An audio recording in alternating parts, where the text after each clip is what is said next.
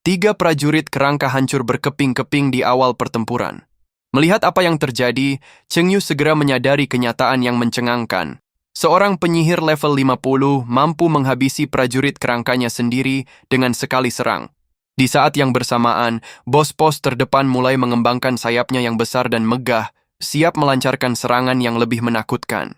Tiba-tiba, arena pertempuran dipenuhi dengan batu-batu yang berterbangan, api membumbung tinggi ke angkasa, dan ledakan terus menggema di seluruh penjuru. Ini merupakan pengalaman pertama bagi para penyihir lawan berhadapan dengan jiwa bos dungeon tingkat neraka. Mereka tak pernah membayangkan bahwa profesi penyihir akan memiliki pemanggilan yang seangker ini. Menghadapi serangan mematikan dari bos outpost mayat hidup, tim penyihir segera meluncurkan keterampilan pertahanan kelompok. Namun, sang bos mayat hidup terlebih dahulu melompat ke udara, lalu meningkatkan kekuatan serangannya sekali lagi dan langsung menghantam perisai pelindung tim penyihir. Ketegangan terasa membuat semua anggota tim berkeringat dingin. Meski semua keterampilan mereka berhasil dipatahkan oleh bos undead, mereka tahu betul bahwa dia bukanlah lawan yang bisa dianggap remeh. Sebagai seorang mage level 50, mereka tidak akan mampu mengalahkannya dengan mudah. Dengan cepat, tim menyadari perlunya strategi baru dan segera mengaktifkan skill Sleep Cloud. Tiba-tiba, gumpalan asap biru menyelimuti medan pertempuran, bercampur dengan kilat yang dahsyat, yang langsung menutupi seluruh medan perang. Para prajurit kerangka di lapangan tertidur lelap, tetapi sekarang dengan kehadiran Jenderal Mayat Hidup, dia mengangkat tombak suci di atas kepalanya dalam pasukannya yang terampil. Dengan berkah dari, prajurit kerangka itu segera terbangun lagi, dan kekuatan tempurnya lebih kuat dari sebelumnya. Dengan raungan dari bos mayat hidup, pasukan mayat hidup segera memasuki status tempur lagi. Penyihir wanita lawan berteriak, "Oh tidak, awan tidurku telah hancur." Namun saat dia baru saja menyelesaikan perkataannya, bilah tulang bos mayat hidup itu menusuk perisainya lagi dan benar-benar menembusnya. Melihat ini, serigala es melolong ke langit dan langsung mengatur ulang kemampuannya. Mereka segera mengaktifkan perlindungan kelompoknya sekali lagi, memberi kejutan pada Cheng Yu. Tim penyihir menyadari bahwa mereka tak bisa bergantung pada strategi sebelumnya. Mereka harus menghadapi Cheng Yu sepenuhnya dengan kekuatan mereka. Saat serangan kelompok dari penyihir level 50 menghujani, Skeleton Armor berhasil memblokir serangan-serangan itu dengan tantangan yang sangat besar. Namun, meski begitu, kekuatan mental Jenderal Mayat Hidup masih cukup untuk terus menggunakan keterampilan Skeleton Armor. Tiba-tiba, rawa muncul di belakangnya. Hasil dari keterampilan yang diluncurkan oleh penyihir bayangan. Meskipun itu seharusnya menjadi tantangan, Jenderal dengan sigap memanggil beberapa prajurit kerangka untuk melawan balik. Kemudian dia perlahan menarik kakinya keluar dari rawa dan menginjak langsung ke arah para prajurit kerangka itu. Paladin juga menyadari bahwa orang ini sangat sulit dihadapi. Karena armor sialan itu, skill kontrol tidak hanya tidak efektif melawannya, tetapi rawa pun tidak bisa menjebaknya. Pada saat yang sama, sang Jenderal Mayat Hidup memerintahkan serangan lain, dan para prajurit kerangka menebas perisai itu tanpa ragu-ragu. Sebagai tanggapan, sang paladin berteriak, "Oh tidak, perisaiku hampir hancur. Cepat atur ulang kemampuanku." Pada saat ini, Elf Summoner jelas sedikit bingung. Bagaimana bisa begitu cepat? Makhluk panggilan juga butuh istirahat, oke? Namun, bos mayat hidup tidak peduli dengan hal itu. Dia menebas lagi dengan pedang kuno dan langsung menghancurkan perisai paladin. Sang paladin tampak tak berdaya dalam situasi ini, membuat emosi para penonton mencapai puncaknya. Ya Tuhan, perisai pelindung paladin level 50 benar-benar mengalami kerusakan parah dan waktu untuk mendinginkannya tak lagi mencukupi. Prajurit kerangka Cheng Yu menunjukkan kebrutalan yang lebih mengerikan dibandingkan ronde keempat. Begitu perisai pelindung itu hancur, segerombolan prajurit kerangka yang padat menyerbu dengan ganas. Melihat situasi genting ini, sang penyihir segera melancarkan mantra cincin tahan api untuk mengusir monster-monster tersebut, lalu cepat-cepat menciptakan dinding api, berusaha menstabilkan krisis yang sedang terjadi. Untunglah, cooldown skill Serigala Es telah berakhir, memungkinkan setiap anggota tim untuk segera melancarkan serangan baru. Sang paladin pun dengan sigap mengaktifkan perlindungan kelompoknya sekali lagi, berusaha melindungi teman-temannya dari serangan liar itu.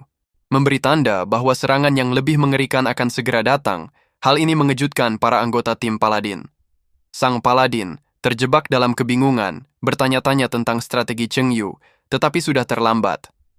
Rantai jiwa di tangan Cheng Yu mulai berputar, dan sambaran energinya mengalir cepat, menembus ke arah Paladin. Dari sudut pandang tim Paladin, situasi semakin buruk. Semangat juang mereka diuji ketika prajurit kerangka dengan gigi-gigi tajam semakin mendekat.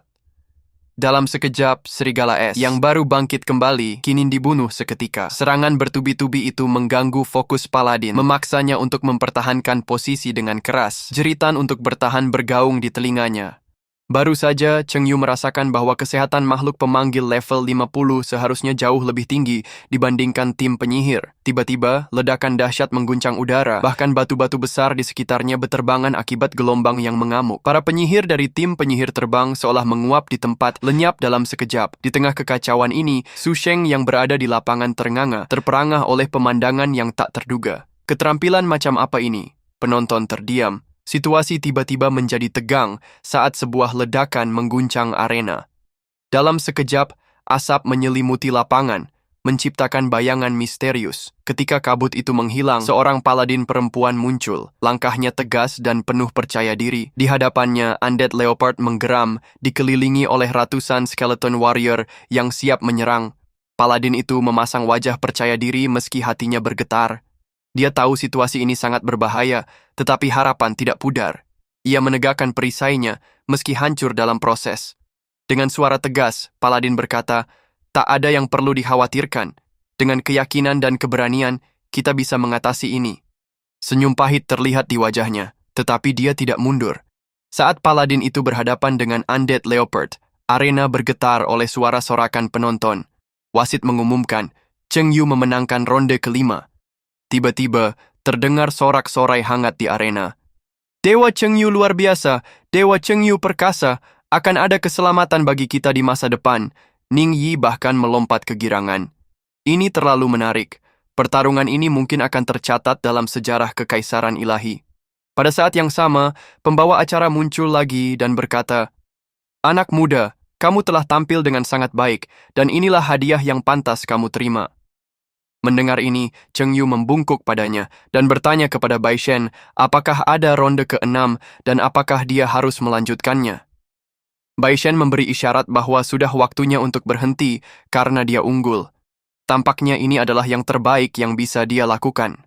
Saat Cheng Yu dan Ning Yi tengah mengobrol, tiba-tiba suara datang dari belakang mereka. Mendengar suara itu, Cheng Yu bertanya, "Senior, apakah Anda memiliki sesuatu untuk dibicarakan dengan saya?" Saat itu, pria tersebut mulai memperkenalkan diri. "Nama saya Jin Peng, Tuan Jin Peng.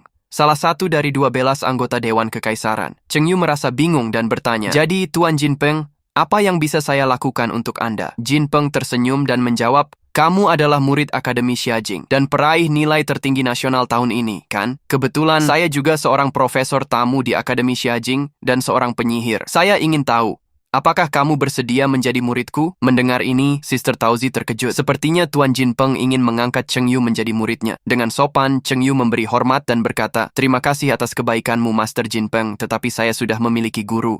Setelah mendengar ini, Jin Peng tiba-tiba merasa sedikit tidak senang. "Siapa dia?" pikirnya. Pada saat yang sama, telepon Cheng Yu berdering lagi. Cheng Yu menjelaskan bahwa itu adalah komunikasi dari guru. Melihat hal itu, Jin Peng segera memberi isyarat agar Cheng Yu menjawab panggilan tersebut. Dia ingin tahu siapa gurunya. Namun, setelah melihat orang ini, Jin Peng langsung tercengang. "Xiao Peng, kudengar kau mencoba merebut muridku. Cheng Yu adalah muridku, jadi jangan rebut dia," serunya. Ketika asisten itu mendengar pernyataan tersebut, Jin Peng pun tertawa canggung. Ia tidak menyangka bahwa yang menghubunginya adalah Tuan Bai Shen. "Jika aku tahu, aku tidak akan pernah berani melakukan itu," gumamnya dalam hati. Saat itu Bai Shen melanjutkan, "Ingatlah untuk meminta orang-orang itu merahasiakan informasi mengenai Xiaolin. Setelah kompetisi selesai, kalian semua bisa datang.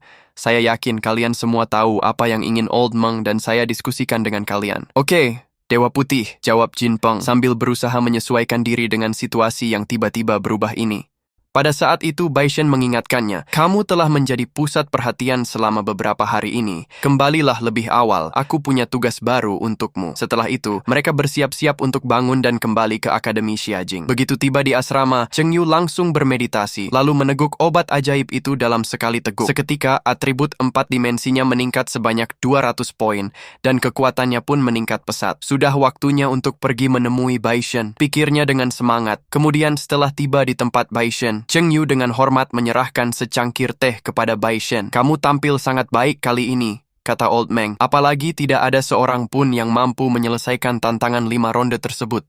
Kau jauh lebih baik daripada gurumu dulu. Dia hanya bisa bertahan sampai 3 ronde. Begitu kata-kata ini keluar, Bai Shen langsung marah dan berkata, dasar orang tua, masih bisakah kita mengobrol baik-baik? Bai Shen terbatuk pelan dan berkata, kamu harus pergi ke ruang aula Dungeon Kill dan naikkan level 30 secepatnya. Lalu aku akan membawamu ke suatu tempat. Cheng Yu bingung. Bukankah medan perang ditingkatkan lebih cepat? Bai Shen berkata, kau telah membuat gebrakan besar kali ini. Mudah dikenali saat Anda pergi keluar. Dalam beberapa tahun terakhir, banyak orang jenius yang dibunuh. Jadi kau harus berhati-hati untuk tetap berada di akademi untuk menghindari bahaya. Oke, kembali ke sekolah sesegera mungkin. Setelah Cheng Yu pergi, Guru Meng bertanya-tanya, apakah Anda benar-benar akan membawanya ke tempat itu? Bai Shen berkata, itu jelas bukan masalahnya. Bagaimana seseorang dapat dianggap sebagai profesional yang berkualifikasi jika dia tidak pergi ke sana? Semakin cepat kita pergi, semakin besar manfaatnya, kata Bai Shen. Tetapi Guru Meng memperingatkan, bahaya di sana juga lebih besar. Bai Shen tampak yakin tentang Cheng Yu. Anak ini jauh lebih kuat dari yang kita bayangkan. Tidak mudah baginya untuk mati, jawab Bai Shen. Selain itu, aku telah ditandai oleh aula pahlawan. Jadi meskipun aku mati, aku bisa dibangkitkan lagi. Sementara itu, Cheng Yu kembali ke ruang aula Akademi Xiajing.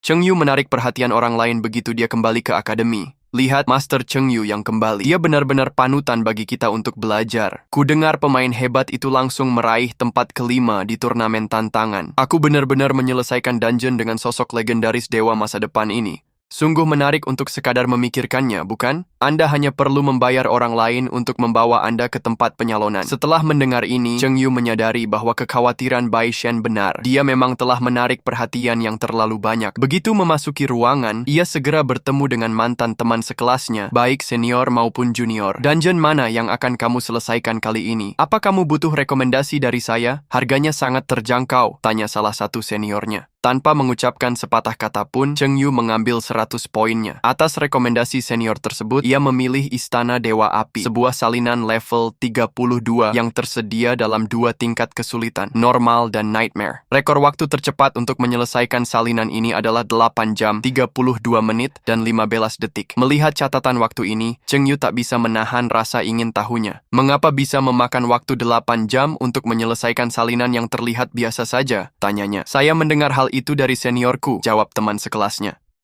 Umumnya, sangat sedikit orang yang memilih salinan ini karena merupakan salah satu dari 5 salinan elemental. Selain 4 elemen yang sudah kita kenal, angin, air, api, dan listrik, sebenarnya ada juga elemen cahaya. Masing-masing elemen memiliki salinan sesuai dengan kekuatannya. Jika Anda beruntung, Anda bisa mendapatkan fragmen elemen yang bersesuaian meskipun tidak ada yang tahu dengan pasti apa yang bisa didapatkan. Namun, secara singkat, Anda bisa mendapatkan manfaat yang tak terduga. Melihat hal ini, Cheng Yu penasaran dan bertanya, di mana letak salinan elemen lainnya? Senior itu kemudian menjelaskan, Anda harus berada di level 32 untuk memasuki salinan elemen air dan level 37 untuk memasuki salinan elemen angin. Namun, salinan elemen api dan cahaya tidak ada di sini, jadi kamu harus mencarinya sendiri. Setelah mendengar penjelasan itu, Cheng Yu berpamitan kepada seniornya dan langsung memilih tingkat kesulitan Nightmare untuk Dungeon Istana Vulkan. Tempat ini bagaikan neraka dengan gunung berapi yang meletus dan magma mendidih di mana-mana. Di dalam dungeon, kerusakan dari elemen api terus-menerus mengancam, jadi Cheng Yu mengenakan baju besi kerangka tanpa ragu-ragu. Tak heran jika dungeon ini membutuhkan waktu lama untuk dibersihkan. Sulit bagi orang biasa untuk memastikan kelangsungan hidup mereka tanpa bantuan 2 healer. Tak lama kemudian, Cheng Yu menemukan 2 monster di depannya. Mereka adalah monster elite level 32 yang disempurnakan, elf api yang memiliki skill total api. Serangan api dan fisik mereka terasa sangat kuat, tetapi power mereka berkurang setengahnya di sini. Sepertinya, dalam alam rahasia elemen ini, skill kebangkitan mayat tidak dapat digunakan. Saat Cheng Yu merenungkan strategi, para elf api mengambil inisiatif untuk menyerang. Namun, berkat baju zirah kerangka yang ia kenakan, Cheng Yu tidak terluka dan dengan cepat teringat akan keahliannya. Ia mengulurkan tangan kanan, dan tiba-tiba beberapa prajurit kerangka muncul dari udara tipis, menyeringai menakutkan dan bergegas menuju elf api dengan semangat tempur yang tinggi. Dalam serangan ganas para prajurit kerangka, elf api segera hancur. Seperti hujan pengalaman yang berkilau, Yao sambil meledakkan inti kristal api yang berapi-api. Seperti yang diduga, tidak ada mayat yang tersisa, hanya kekayaan pengalaman yang tersebar. Demi langkah pencegahan, Cheng Yu memerintahkan para prajurit kerangka untuk menjelajahi peta lebih dulu. Mereka dengan cepat menemukan jalan setapak yang mengarah ke dungeon berikutnya. Tak lama kemudian, ia menerima laporan dari para prajurit. Tampaknya Cheng Yu salah. Sebenarnya ada monster mayat di area ini. Dengan informasi baru ini, ia merancang strategi. Cheng Yu memerintahkan para prajurit untuk memancing monster-monster itu. Dengan cara ini, ia dapat memanfaatkan keterampilannya dengan lebih baik untuk membasmi musuh, meningkatkan kecepatan dan efisiensi pertempuran kami. Dalam beberapa saat, puluhan monster berhasil dipancing, datang dengan marah. Tanpa berbicara, Cheng Yu langsung mengaktifkan keterampilan kutukan yang lambat. Energi magis berkumpul di sekitarnya. Monster tersebut segera terjerat oleh rantai jiwa yang kuat, menjadikannya tak berdaya. Prajurit kerangka kemudian melancarkan serangan dahsyat, menggunakan tubuh monster itu sebagai alat untuk menyerang yang lainnya. Setelah mengalahkan monster-monster itu, mereka disiapkan untuk diserahkan kepada Cheng Yu. Cheng Yu dengan penuh percaya diri mengangkat tangan kanannya. Sebuah bola energi kuning berkilau meluncur liar di telapak tangannya, menandakan kekuatan yang sangat besar. Dalam sekejap, sebuah ledakan keras mengguncang area sekitarnya dan puluhan monster hancur berkeping-keping, berubah menjadi pundi-pundi pengalaman yang berkilauan. Namun, saat pengalaman itu mengalir ke dalam dirinya, sesuatu yang aneh mulai terjadi di Istana Dewa Api. Api yang menyala di dinding istana mendidih dengan kekuatan, seakan-akan memberikan sinyal bahaya. Para prajurit berpandangan satu sama lain, menyadari bahwa mekanisme di ruang bawah tanah Istana Dewa Api tampaknya telah berubah tanpa peringatan. Ya ampun, ini adalah dungeon tingkat kesulitan tambahan yang tiba-tiba muncul.